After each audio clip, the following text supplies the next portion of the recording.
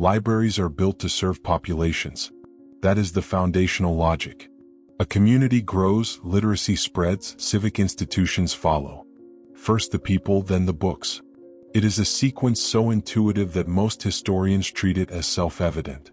But when you look at the construction records of public libraries across the United States and parts of Western Europe in the latter half of the 19th century and the early 20th, something in that sequence begins to feel slightly off. Not dramatically, not immediately, just enough to make you look again. This video explores historical interpretations and unanswered questions found in existing records. It does not present definitive conclusions. Start with a number. In 1890, the United States had somewhere in the range of a few hundred public libraries. By 1920, that number had crossed 3,000. In 30 years, a tenfold increase in public library infrastructure across a country that was, by significant portions, still rural, still frontier adjacent, still composed of towns with unpaved roads and populations of under 2,000 people. That growth rate alone is not unusual for a period of industrialization. Expansion happens fast. Resources concentrate quickly in modernizing economies. But here is where the sequence starts to feel uncomfortable. Many of these libraries, particularly those funded through the Carnegie Program between 1883 and 1929, were built in towns that did not yet have the population density typically associated with civic infrastructure of that scale. The buildings were stone. They were permanent. They were designed with reading rooms, reference sections, and storage capacity that suggested anticipated futures, not present realities. A library designed for 10,000 users, built in a town of 900. That is not an anomaly. That is a pattern. To understand why this feels strange, you have to understand how infrastructure normally works. Roads get built when traffic demands them. Schools get built when children need them. Hospitals get built when populations reach thresholds that justify the cost. The model is reactive, not anticipatory. Public libraries, particularly in this period, should follow that same logic. Books cost money. Buildings cost money. Staff cost money. A town of 900 people with an unpaved main street and no public sewage system should not, by ordinary economic reasoning, be prioritizing a Carnegie-funded stone library with a basement archive. And yet, in hundreds of documented cases, that is precisely what happened. The Carnegie Library in Haley, Idaho. Built 1910. Population at time of construction, under 2,000. The building featured full reading rooms, a periodical section, reference stacks, and a children's wing. The town did not have a public water system until nearly a decade later. The library came before the water. This is not the place to draw conclusions. The Carnegie Program had its own motivations: philanthropic, social engineering, institutional, and those motivations have been studied and debated extensively by historians. Andrew Carnegie's stated belief was that libraries represented the highest form of civic investment, that they should be built ahead of need in order to create need. He called it seeding the ground. That explanation is coherent. It is well documented. It appears frequently in the historical record. But the seeding the ground explanation only answers part of the question. It explains why Carnegie funded libraries in underpopulated towns. It does not fully explain why those towns accepted them, prioritized them, and in many cases built them before completing other infrastructure that would seem, by conventional logic, more immediately necessary. It does not fully explain the scale. Consider the aggregate. If this were limited to the Carnegie Program, the pattern would be notable but containable. One wealthy industrialist with an unusual philosophy, funding buildings in frontier towns as a kind of civic experiment. Unusual, interesting, explainable. But the Carnegie libraries were not the only ones. State-funded libraries, municipally funded libraries, privately donated libraries. Across the same period, the same geographic regions, and the same peculiar sequencing appear with enough frequency that they become difficult to explain as isolated decisions. In Kansas alone, between 1895 and 1915, more than 40 public libraries were constructed in towns with populations under 3,000. Some of those towns no longer exist. They were absorbed, depopulated, or simply declined before the 20th century was half finished. The libraries, in several cases, outlasted the communities they were supposedly built to serve. That is not seeding the ground. That is something else, or it at least raises the question of what else it might be. There is a tension in how we reconstruct infrastructure history. We begin with the institutions that survived and work backward to explain why they were built. The reasoning tends to be tidy because we select the cases where the reasoning holds. The library was built, the town grew, the library served the town. The sequence confirms itself because we are looking at the cases where it worked. But the cases where it did not work are still in the record. Towns that received large civic buildings in periods of low or declining population. Infrastructure that preceded, by years or in some cases decades, the conditions that would seem to justify it. Systems designed not for the population present at the time of construction, but for a population that, in many instances, never fully arrived. This is the part of the historical record that standard narratives handle carefully. Not incorrectly necessarily, but carefully. Timing anomalies in infrastructure history tend to be explained through forward-looking investment logic.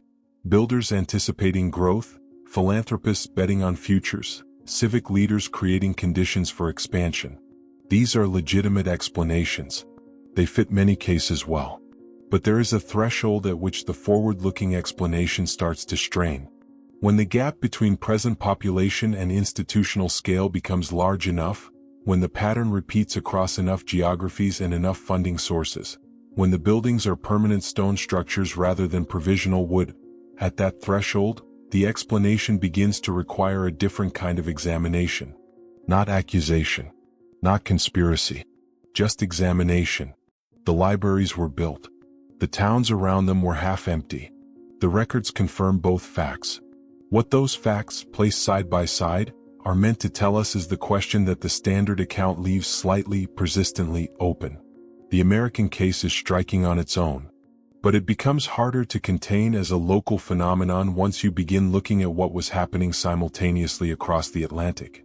In England, between 1850 and 1900, the Public Libraries Act and its successive amendments enabled municipalities to fund library construction using local rates, essentially a form of civic taxation.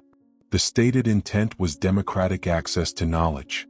The historical consensus frames this as a logical extension of Victorian reform culture. Literacy campaigns, working-class education movements, the broadening of institutional life to include people who had previously been excluded from it. That framing is accurate. It is supported by extensive parliamentary records, civic debate transcripts, and contemporary journalism. But when you map the actual construction timeline against population data for the towns and boroughs involved, the same discomfort that appears in the American record begins to surface here as well. Take the English Midlands. Birmingham, Wolverhampton, and the surrounding industrial belt were, by the 1860s, among the most densely populated regions in the country. Libraries built in Birmingham in this period make immediate intuitive sense. High population, high industrial concentration, strong reform movements, civic pride tied to institutional development. The sequence holds. But then you move to the smaller towns adjacent to those centers. Market towns. Agricultural communities. Settlements that were losing population to the industrial centers, not gaining it. Towns where the economic logic was pointing by every available indicator toward contraction rather than expansion. And in those towns in that same period, civic library buildings were being erected. Not reading rooms above public houses. Not lending shelves in church halls. Purpose-built civic structures, in some cases with facades more architecturally elaborate than the town halls they stood beside. The scale mismatch is quieter here than in the American frontier cases, but it follows the same shape. Infrastructure historians have a phrase for this kind of development: anticipatory civic investment. The idea that institutions are built not in response to existing populations but in preparation for populations expected to arrive. It is a recognized pattern, particularly in periods of rapid industrialization and regional reorganization. The explanation is useful. It covers a significant portion of cases. But anticipatory civic investment implies an anticipator, someone or some institution with a model of the future that justifies the expenditure. In the Carnegie cases, that anticipator was identifiable. Carnegie himself articulated the philosophy in letters and interviews. The logic was explicit. In the English municipal cases, the anticipatory logic is less clearly documented. The civic records tend to show the decision being made, the funds being allocated, the construction proceeding, but the underlying rationale, the model of the future being prepared for, is frequently absent from the record in any detailed form. They built. The records show they built. Why they built at that scale, in those locations at that moment, that part is thinner. What makes this worth examining more carefully is the consistency. If these were isolated decisions, one eccentric mayor here, one unusually optimistic civic committee there, the pattern would dissolve under scrutiny. Outliers exist in any large dataset. Unusual decisions happen. But the consistency of the scale, the consistency of the timing, the consistency of the architectural ambition relative to local population, that is harder to attribute to individual eccentricity. In Wales, between 1895 and 1910, libraries were built in mining communities that were, within a generation, significantly depopulated as the industry contracted. The buildings remained. Some still stand. Several are considered architectural landmarks today, which adds a particular kind of irony. The structure outlasted the need so completely that its value is now aesthetic rather than functional. Again, not proof of anything. Not even, necessarily, evidence of anything beyond poor forecasting or unusual optimism. But the pattern is there. And it keeps appearing. Returning to the United States, the pattern extends beyond the Carnegie program in ways that are sometimes overlooked in standard institutional histories. State library commissions, active in the 1890s and early 1900s, were pushing library construction through mechanisms entirely separate from Carnegie funding. In states like Wisconsin, Minnesota, and Iowa, these commissions provided matching funds, architectural guidelines, and organizational support to small municipalities attempting to build public libraries. The commissions were explicit about one thing: they wanted permanent buildings. Not reading rooms, not temporary structures. Stone or brick, built to last generations.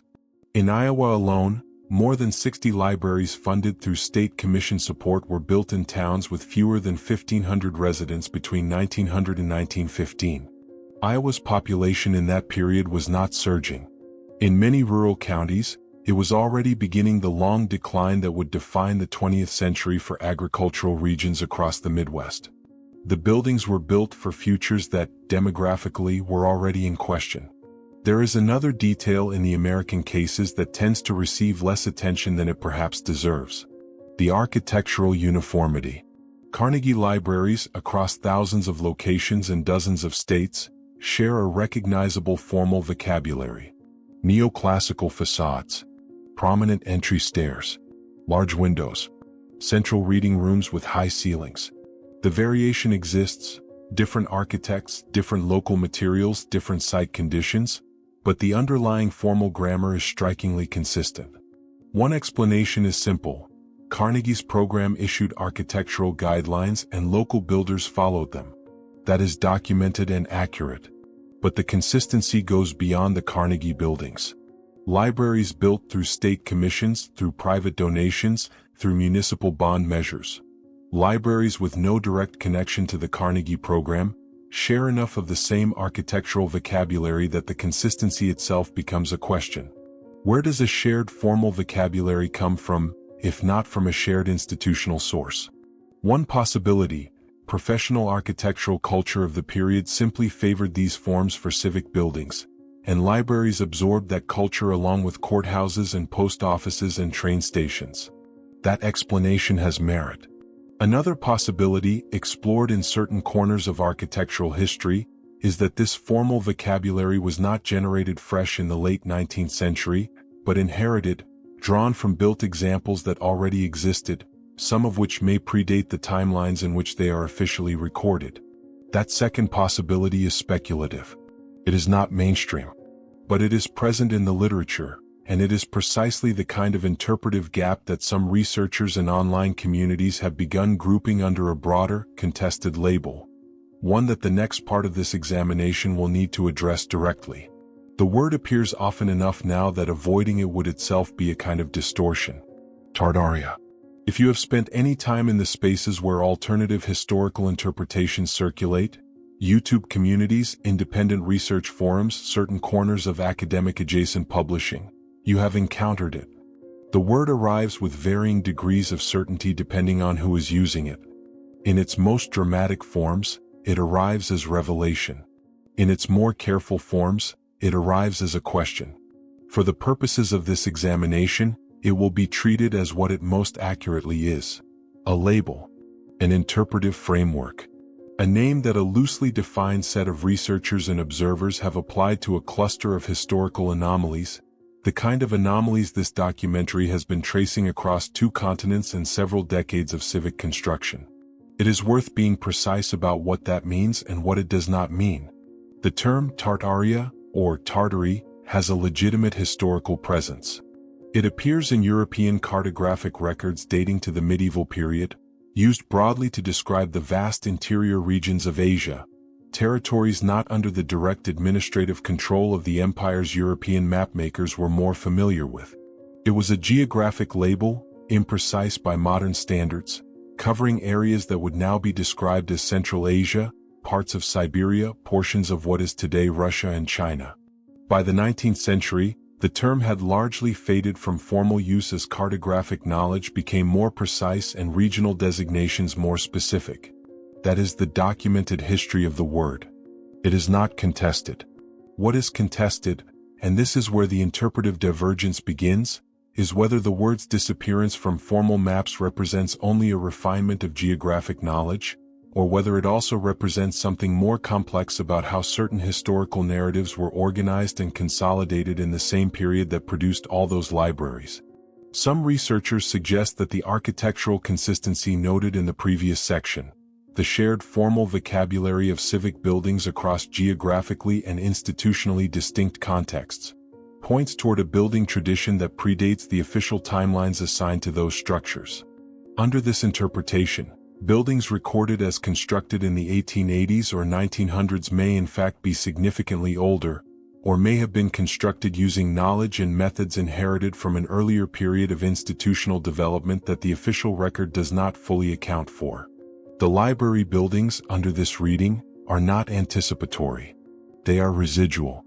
Built not for a population expected to arrive, but representing the remnants of a population or institutional order that had already been present and had, for reasons the interpretive framework does not always specify clearly, declined or reorganized. This is one interpretation. It is not a mainstream one. It is not supported by the preponderance of architectural, archival, or demographic scholarship. It is worth stating that plainly. A second interpretation, less dramatic but perhaps more useful analytically, does not require any hidden or prior civilization to explain the patterns. It suggests instead that the late 19th century represented a period of unusually coordinated institutional ambition, that philanthropic networks, civic reform movements, state governments, and professional architectural culture converged briefly and powerfully, in a way that produced infrastructure disproportionate to immediate local need. Under this reading, the libraries were products of a moment of collective forward investment that, in retrospect, was not always well calibrated to actual demographic trajectories. Towns that were expected to grow did not always grow. Industrial regions that were expected to consolidate did not always consolidate.